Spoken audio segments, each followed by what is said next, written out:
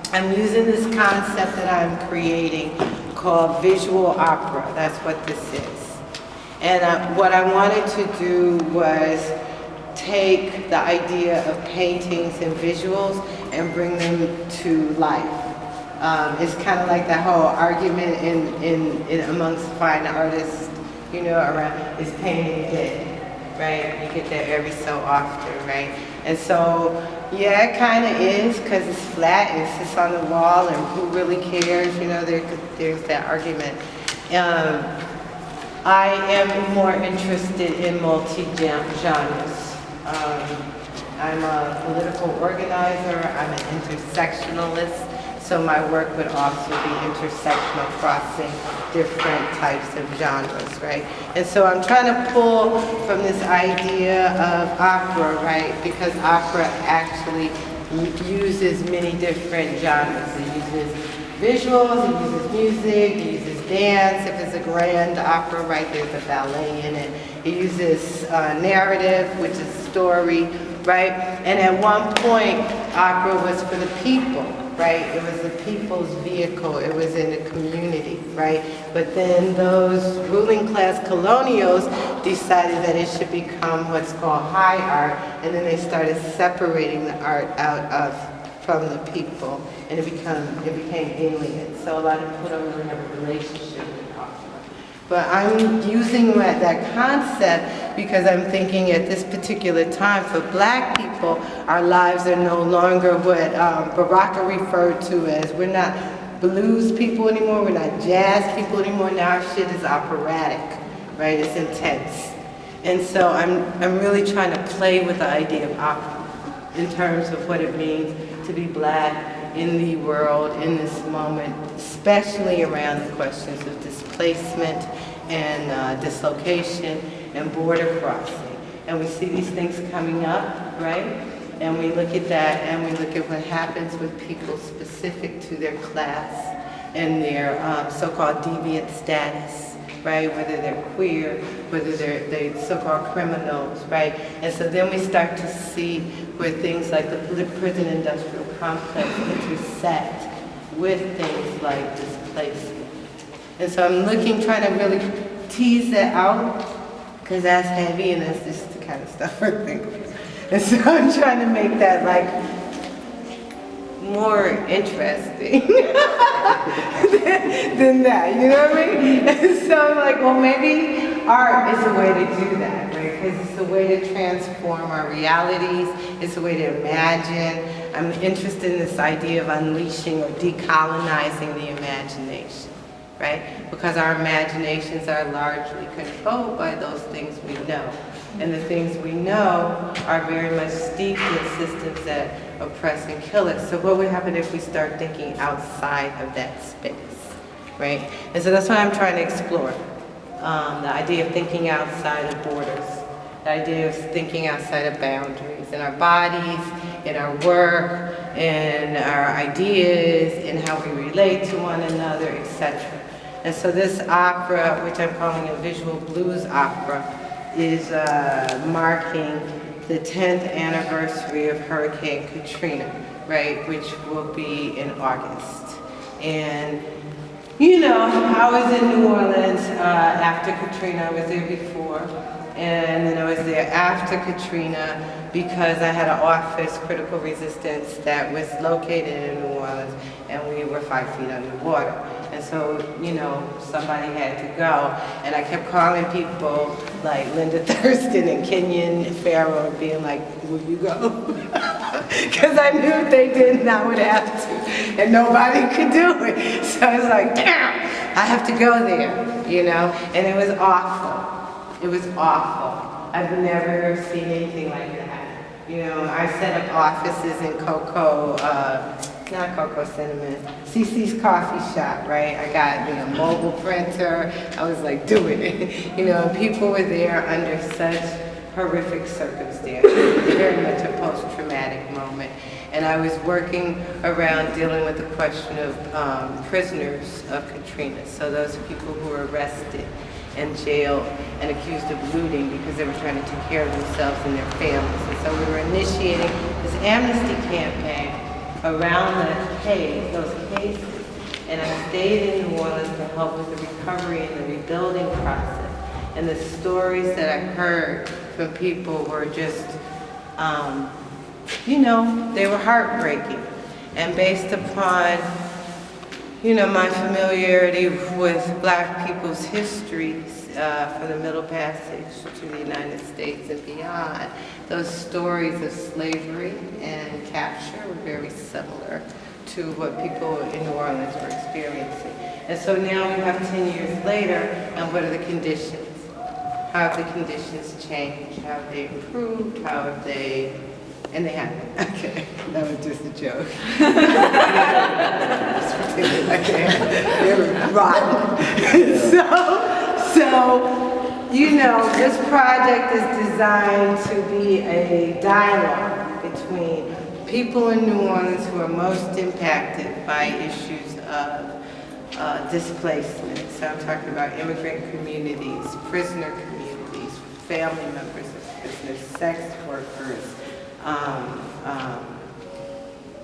people who are impacted by environmental pollutants, people who are unable to find work.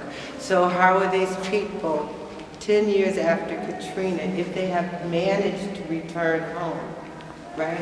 What is their vision and strategy for the next steps, and what are we on the outside of that location, but still very much connected to it? What do we offer it, that process? And so what I'm asking people to do is to engage that work and think this work, and think about these questions, and to I have a book over there that I'm asking people to sign and send messages of solidarity to New Orleans. We're going to go to New Orleans Saturday and begin these planning conversations with organizers and cultural workers and artists there in preparation for the big show, which will be during the anniversary. So I would love to show what Durham would like to say. We were in Crown Heights, Brooklyn in September, so we got some stuff from Brooklyn. So as we go through this tour, we'll be bringing conversations, and then we'll take conversations from New Orleans back to the people. I should probably stop talking now, yeah? I told you I'm chatty. Keep going. No, okay, right, Carly.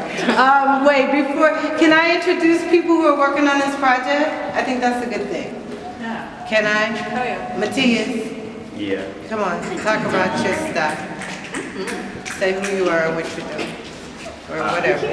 I'm Matthias. I'm also another principal artist on the project. My piece is The Villain, Capital of Capitals. He is a capitalist.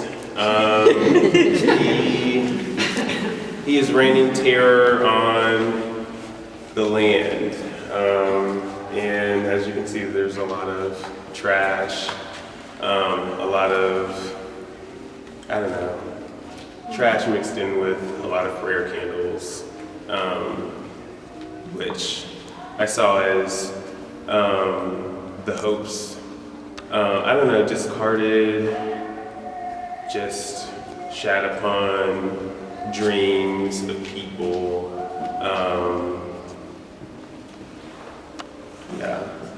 of our people. He also following the ideology of the Wizard of Oz or the Wiz. I see him as, or them as, the Wicked Witch and their minions. So we have a narrative of this we've begun. We see these sculptural pieces as songbirds, and each of these birds are on a path to try to get back home to New Orleans, right? I guess, whatever home. To the realm of the boundlessness, I think is what. And we can email you, or you can check the website. Is that on the website? I think so. Okay. Is it jazz? No. Okay. Well, it will be if the people demand it. And we're starting to build this narrative to define the different characters. So, and giving them voices. And so I don't want to really like give that away. I would love people to just kind of engage the work and see what voices you hear. But again, blues,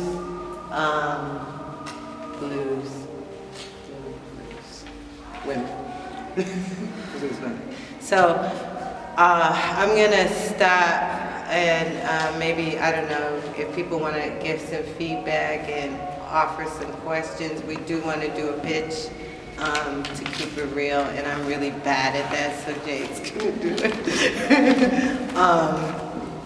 But we also want to hopefully have a dialogue, and one of the things I'm really hoping we can conversate about is the way this kind of work right now relates to questions around police terror specifically. I've been working on this paper called The Mask, what's called War Games and Spectacle of Protest. And I really want to talk improvisations of police terror. And I really want us to think about how we can use methodologies like art to think outside of what is predictable and what has become a ritual in terms of how we respond. So we can do that or not. Take the mic from me. Okay. That's the whole thing around dispossession, right? So I gotta take them down tomorrow so we can drive. And they'll be all right. They'll come back different. So it's fantastical. Anybody else?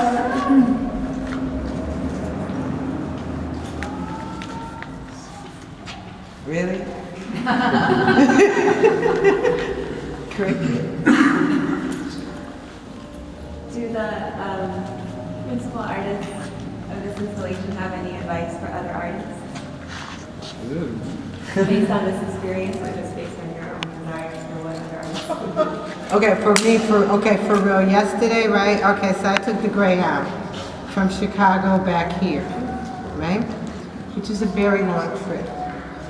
And my ego is getting in the way, and I don't want to acknowledge the difficulty of being a nomad, right? Especially not to like my parents. So I was trying to play this like, oh, it's cool, you know? This is cool, it's cool, this is all right, you know?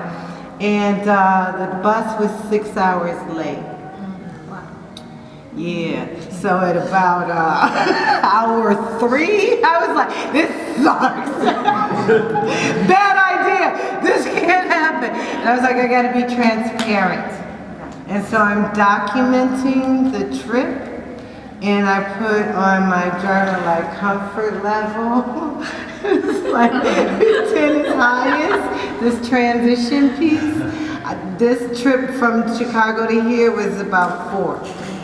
And so my advice, or what I'm trying to do, and then produce in the outcomes of this project is to be really transparent about the contradictions. The contradictions of being stable, the contradictions of being nomadic, you know?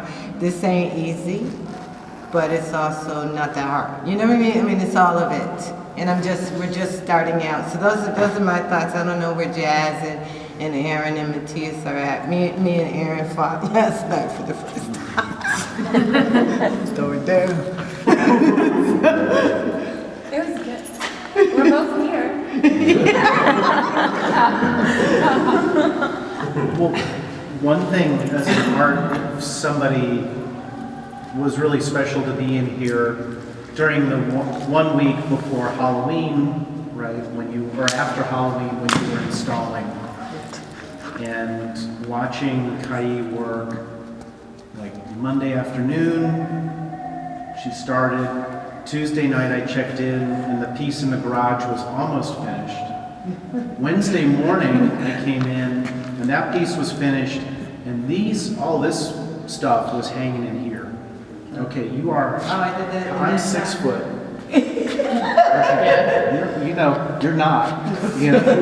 And we've got some tall ladders, but she did all this acrobatic work by herself. Yeah, the stretchy gear.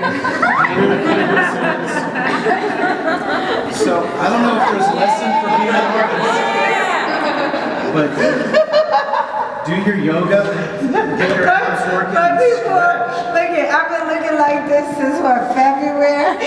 So I went home in these whatever the hell I'm wearing, right? Like people were like, what are you wearing? I was like, layers. And it helps me like move fast and jump and shit. We don't get you. But it's working. It's working. It's the magic spandex. It's like an artist elf was working in here. Yeah, so. cardigan. So, are we done? There's a question. Awesome. Okay, go ahead, John.